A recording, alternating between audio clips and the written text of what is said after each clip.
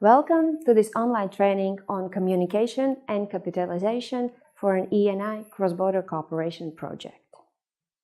Project management is not only about implementation of project activities and financing, it is also about people and relationships. In other words, communication is an essential part of project implementation, and it requires careful planning as well as allocation of resources in terms of time, money, personnel, and expertise. And most probably, you have already planned your main communication activities in the application form. Our three project partners, Anna, Boris, and Carla, are now starting their project implementation, and together they will tackle the challenge of reviewing their planned project communication activities. But before having a look at how they are dealing with it, let me recall that when talking about communication, we refer to a general framework consisting of three interlinked components. First of all, it is internal communication that enables data flow among the project partners. Secondly, external communication that informs about project achievements. And thirdly, capitalization that supports transfer of project results and outputs. Smooth project management requires efficient internal communication.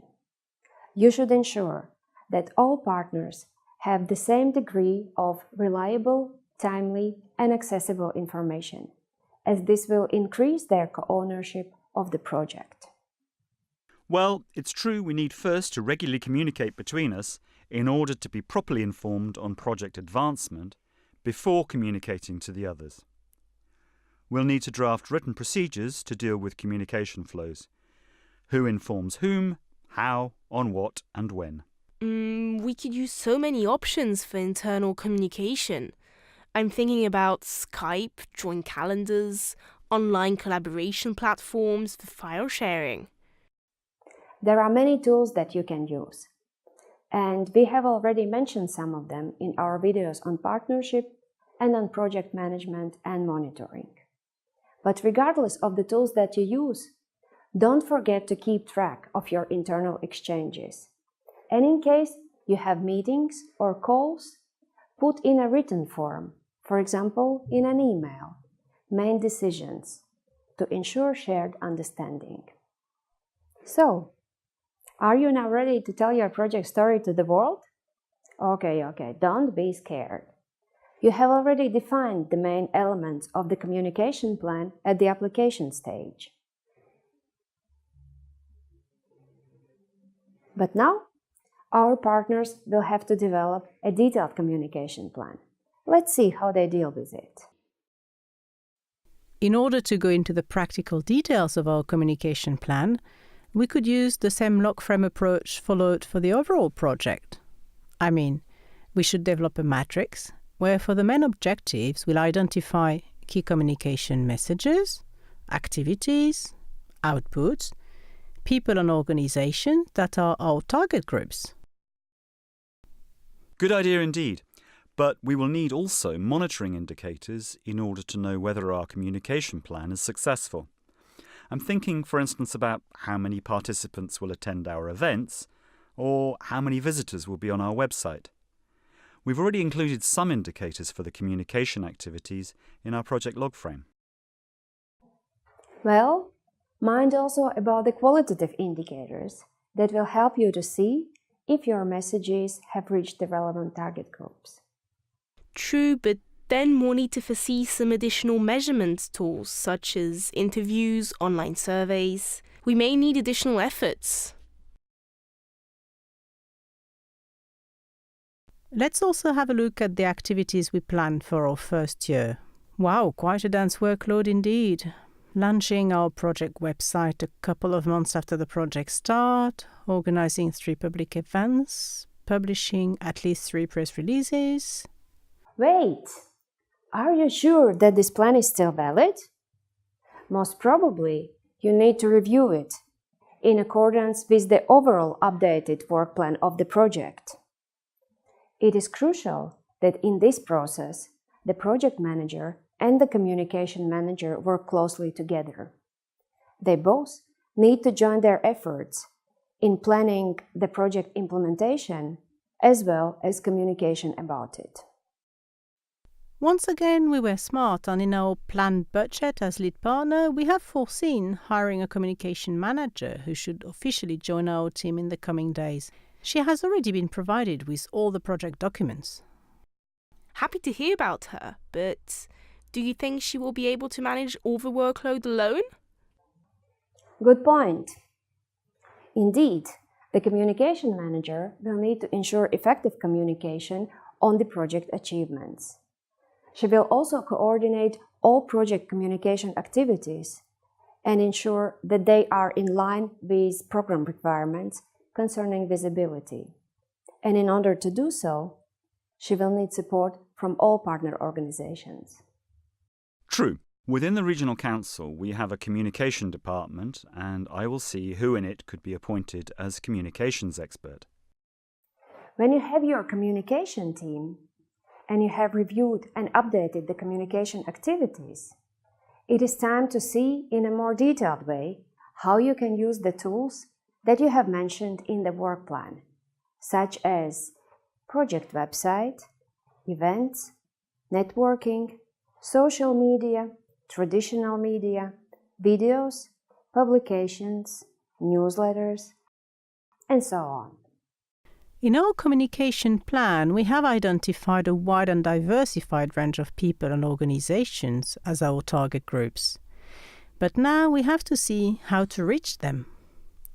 Our best bet is social media, as they are low cost, fast, provide real-time information and interaction. They can bring an increase of traffic to our website and offer a good possibility of linking and networking with relevant actors. But first, we should agree on the messages we want to convey.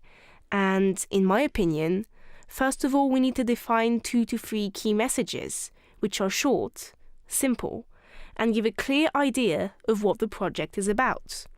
After all, as project partners, we should speak with one voice.